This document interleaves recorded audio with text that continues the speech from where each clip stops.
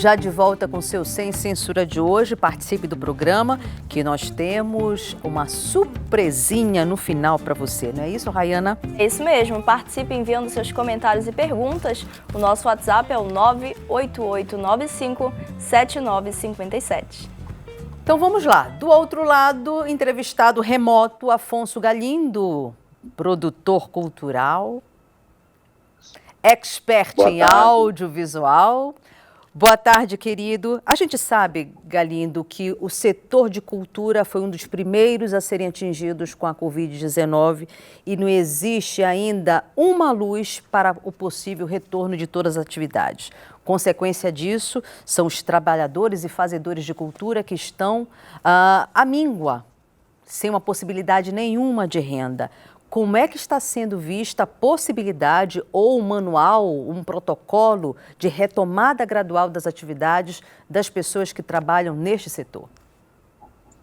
Boa tarde, Vanessa. Boa tarde a toda a equipe. Boa tarde aos espectadores, né? Bem, Vanessa, exatamente nesse sentido, nessa direção, um esforço foi feito pelo Sindicato Interestadual dos Trabalhadores na Indústria Cinematográfica e do Audiovisual, né? O Sindicato Interestadual da Indústria Audiovisual e a FIRJAN, que é a Federação das Indústrias do Estado do Rio de Janeiro, elaborou um protocolo de segurança e saúde no trabalho do audiovisual para a retomada gradual das atividades no âmbito da pandemia, ou protocolo da pandemia, né? Exatamente, é um esforço para se tentar retornar à produção audiovisual, que está dentro do bojo da área cultural, né, que, pelas previsões, seria o último setor a retornar a ter suas atividades, né? E isso acarreta uma quantidade gigantesca de profissionais e técnicos desempregados, sem poder estar atuando e vivendo do seu trabalho, né, com o seu ganha-pão, que é a produção cultural. Nessa retomada gradual das atividades, Afonso, o que está previsto inicialmente? Olha, dentro do protocolo, o protocolo ele é estruturado em 3 etapas, né? A etapa remota, que é uma etapa onde não existe contato nenhum com os atores ou com o apresentador, né? A segunda etapa, que seria a restrita, que seriam em estúdios com uma quantidade menor de profissionais, sempre todos acondicionados com os equipamentos de EPI, asepsia, higiene dos equipamentos. Tem uma série de procedimentos exatamente para salvaguardar os atores, apresentadores e a própria equipe, né? Porque o contágio ele pode se dar de uma maneira muito fácil, simples, uma bobeada, isso pode estar se alastrando. Então, é muito importante esse protocolo, porque ele traz uma série de sugestões que atendem diretamente à questão das orientações da Organização Mundial de Saúde, mas também dialogam com o fazer do audiovisual. A gente muda um pouquinho do assunto, sai um pouco do eixo protocolo de segurança e saúde no trabalho do audiovisual e entra na questão de assistência financeira para esses trabalhadores do setor. Eu lembro que mais ou menos 2 semanas atrás o Congresso aprovou a lei Aldir Blanc. Esse recurso destinado para todos os estados da federação, eles vão contemplar os fazedores e produtores de audiovisual também? É exatamente nesse sentido que a gente também está procurando ter uma atuação mais próxima dos gestores, né? Nós encaminhamos o documento para a Secretaria de Cultura, para a Fundação de Cultura do Estado, para a Fundel, para a Prefeitura, exatamente porque nós sabemos que para poder haver a organização desse repasse de recursos, vai ter que ser estruturado um mapa da cultura, né? E nós estamos aqui pleiteando um espaço, uma visibilidade para os técnicos que fazem cultura. Porque quando nós falamos dos fazedores, nós falamos dos artistas, dos cantores, dos músicos, dos atores, mas existe uma quantidade gigantesca de profissionais, assim como nesse momento tem aqui conosco, né? As pessoas estão vendo a mim e a você, mas tem uma série de técnicos, uma série de profissionais envolvidos para poder que isso aconteça, né? Então, com esse documento, a gente está procurando sensibilizar, né? também trazer o olhar para esse técnico, para o holding, para o cinegrafista, para o maquinista, para a maquiadora, para o cabeleireiro, para a figurinista, para a costureira. Quer dizer, esses elementos que são também muito importantes para a produção cultural, na maioria das vezes e na maioria das ações que são feitas voltadas para a cultura, são ignorados ou não contemplados. Na construção desse documento ou desse protocolo, Afonso, vocês estão se utilizando de experiências de outros países ou de outros estados? Sim. O protocolo ele foi construído em parceria com o Sindicato de Técnicos e de Produtoras, né, interestadual, os sindicatos que atendem a nossa região. Eles foram, na verdade, ele foi construído também em parceria com o Sindicato de Técnicos e de Produtoras de São Paulo, mas eles na verdade, utilizaram de base o protocolo de Hollywood, no caso dos Estados Unidos, da Espanha, da França. Então, e, óbvio, ele é um protocolo que está vivo, né? Porque, diante do tamanho, da dimensão continental do país, as especificidades e as digamos, as características particulares de cada região, né, precisam e serão incorporadas na terceira etapa, que seria o retorno, a volta ao normal, né? Porque eu acho que depois desse processo a vida de ninguém mais vai ser como era antes, né? Como você acha que deve se comportar o mercado ou a indústria cinematográfica a partir de então? Até porque o que a gente percebe no Brasil especificamente, houve e há um esvaziamento da pasta de cultura. Parece que uma desvalorização ao trabalho de quem leva a cultura em toda parte, e aí entra a sétima arte também. Você acha que depois dessa pandemia a gente ainda pode vislumbrar algo positivo neste setor? Olha, Vanessa, eu acho que todo mundo que faz cultura nesse país é, antes de tudo, persistente, né? Eu tenho 50 anos, eu tenho já mais de 30 anos de militância, passei por várias gestões, por várias situações, né? E a gente tem sempre estar persistindo. A cultura é sempre um lugar do primeiro corte, né? E existe um equívoco, uma coisa que às vezes particularmente me incomoda muito, é que existe uma equivocada compreensão distorcida de quem faz cultura não é trabalhador. A grande maioria das pessoas, né, quando tem oportunidade de ver um filme pronto, uma série pronta, uma peça pronta, um espetáculo de dança pronta, eles, na verdade, veem um resultado de um processo, né, de ensaio, de preparação, de estudo, de pesquisa, de envolvimento de técnicos, de profissionais para a composição de luz. Quer dizer, é todo um processo que você, na verdade, tem a oportunidade de assistir o resultado. Então, talvez as pessoas, por não compreenderem ou não por terem oportunidade de acompanhar isso, não todas, tá? Não vamos ser radicais, porque isso também não nos cabe. Mas existe um certo, na minha interpretação, um equívoco de não entender o trabalhador da cultura como um trabalhador como outro qualquer, né, que tem necessidades, que sobrevive do seu trabalho, né? E com essa questão do desmonte, da desestruturação, por exemplo, nós perdemos o Ministério da Cultura, perdemos a Secretaria de Audiovisual. Nós, do setor do audiovisual, nós tínhamos um fundo próprio, que nós não utilizávamos nenhum tostão do recurso do cofre público, ele era todo oriundo de uma outra fonte de recursos, na verdade, eram taxas pagas pelas majors, pelas empresas que faziam comerciais, e foi criado esse fundo para retroalimentar o setor. O fundo setorial deu uma alavancada na produção do Brasil inteiro, em todas as regiões, inclusive com a questão da regionalização, onde a região norte recebeu, em apenas um edital, disponibilizou 12 milhões para projetos só da região norte, sim, além de outros mecanismos que foram criados, e tudo isso está desmoronando, né? E isso é uma situação muito séria, porque muitas pessoas, inclusive aqui mesmo, mas nas outras oportunidades que eu tive, de viajar, estar em outras situações, falam assim, porque vocês do audiovisual, vocês artistas, vocês se escoram no Estado, vocês dependem do Estado.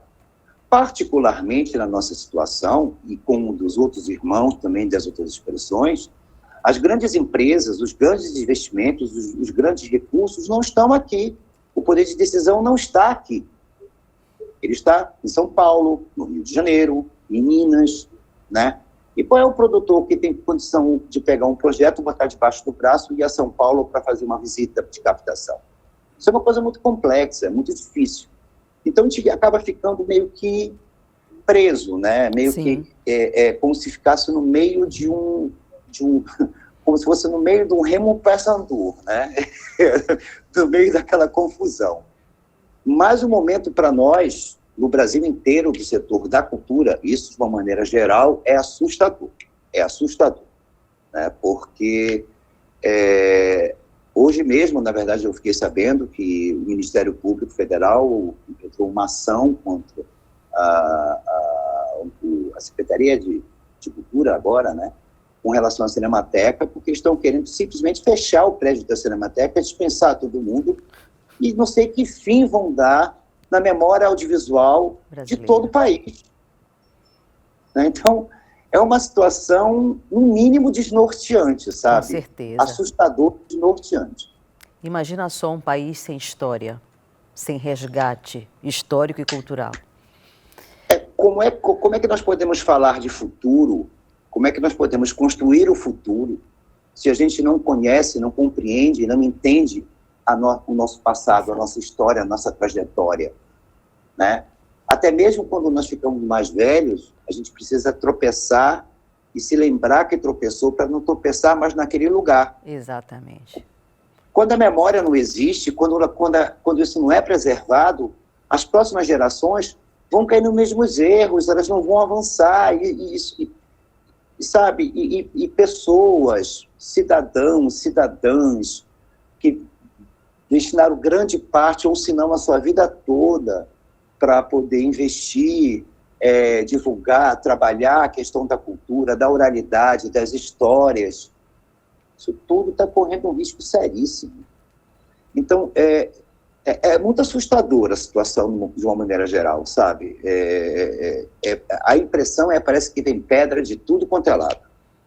A gente chama daqui a pouco a doutora Daniele para explicar os transtornos mentais sofridos pelos fazedores e produtores culturais do país. Não é só a ansiedade de estar em casa em decorrência do isolamento social. Afonso, quais são os próximos passos, então, desse protocolo de retomada?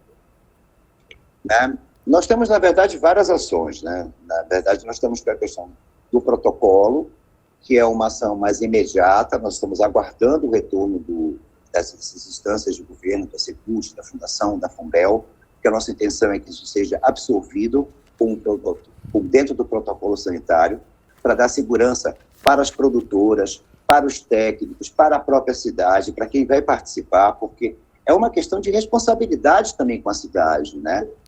Normalmente o audiovisual envolve figuração, atores, técnicos, então tem uma circulação, a gente também tem responsabilidade. Então, o fazer audiovisual também é um ato de responsabilidade dentro desse contexto de cidadania, né? Então, está aguardando o retorno das cartas que nós enviamos para dialogar, para nós podermos avançar, contribuir nesse processo. Mas nós temos outras frentes também aí, por exemplo, agora tem uma possibilidade muito interessante, que é a possibilidade da lei do audiovisual do Estado do Pará, né, que é a lei Milton Mendonça, que também está fazendo o trabalho junto à Assembleia Legislativa do Pará, né, para que seja votada e oxalá passe e vá à sanção do governador, para que a gente possa criar uma política de Estado para o setor, né? Sem dúvida. Sair de uma política de gestão para poder construir de maneira conjunta, com diálogo, né, entre a sociedade civil, as instâncias públicas, construir mecanismos consistentes, concretos, para o potencial maravilhoso e para os talentos que nós temos aqui na nossa região, que não são poucos, né, Vanessa? Nós temos pessoas talentosas em todas as áreas, né? É uma coisa, somos um celeiro, né? Não só de riquezas da Amazônia, da fauna e da flora, mas de talentos também na área da música, na área da dança, na área do audiovisual, que congrega tudo isso, né? Que traz tudo isso, né? Nós estamos vivendo, nesse momento, estamos utilizando uma plataforma audiovisual, né? Então, as esperanças são muitas, né? Sempre com muita esperança de que um dia é melhor, de que amanhã será melhor, né? Temos participação do público. Rayana. Temos 2 comentários. Um é da Sonião, do Rio de Janeiro. Uau. Ela diz: somos trabalhadores do audiovisual, levamos entretenimento e cultura para as pessoas. Ninguém vive sem ver um filme, uma novela, sem ler um livro e ver uma peça de teatro. Trabalhamos muito. Temos também um comentário da Ângela Barros, do Conjunto Maguari. Ela diz: muito pertinente trazer um produtor cultural ao Sem Censura Pará, trazendo esclarecimentos importantes ao telespectador. Perfeito. Afonso, para encerrar a sua participação aqui no Sem Censura, quem autoriza a publicação de um protocolo desta natureza? Na esfera pública, o prefeito, né, digamos, casado à questão da Secretaria Municipal de Saúde, né, isso é absorvido dentro do protocolo sanitário do município, né, e dos outros municípios também, que nós também estamos tentando contato em outros municípios, e no caso do Estado, nós tentamos o primeiro contato com os órgãos da cultura, porque nós sabemos que dentro da questão do Estado, nós precisamos de um interlocutor que facilite isso, porque a demanda do Estado é muito maior, né? Os desafios que estão sendo enfrentados pela gestão do Estado são em várias áreas e em várias regiões do Estado. Então, nós procuramos exatamente tanto a Secretaria de Cultura quanto a Fundação para a gente poder ter esses, digamos, interlocutores junto ao governador, junto ao secretário estadual de saúde, para que ele seja absorvido. Quando forem absorvidos, eles são publicados no Diário Oficial e, a partir desse momento, eles se tornam absorvidos do protocolo oficial. Então, se isso não for seguido, se, por exemplo, uma produção vier de um outro estado, de um país, e não seguir esse protocolo, ela pode ser multada, ela pode ser paralisada, porque ela não está seguindo um protocolo que é lei, que é a orientação a ser seguida pelo Estado e pelo município, entende? Sim. Perfeito, então, Afonso. Muito obrigada pela participação. Um beijo no seu coração, meu amigo. Fique em casa, se proteja, a Covid está por aí. O negócio está girando. Exatamente. Eu quero agradecer novamente a você, a equipe. Dar um abraço nos colegas técnicos aí atrás das câmeras, porque é importante, reforçando isso. É muito importante entender Sim. que cultura se faz coletivamente. Sem dúvida. E o técnico é muito importante nesse processo e ele precisa e merece ter mais visibilidade dentro desse processo e nas escolhas e nos processos que estão sendo direcionados à cultura. Muito obrigado, Vanessa. Perfeito. Vamos então a um breve intervalo. Daqui a pouco a gente volta com Marco Monteiro e a Ilha do Amor. Até já.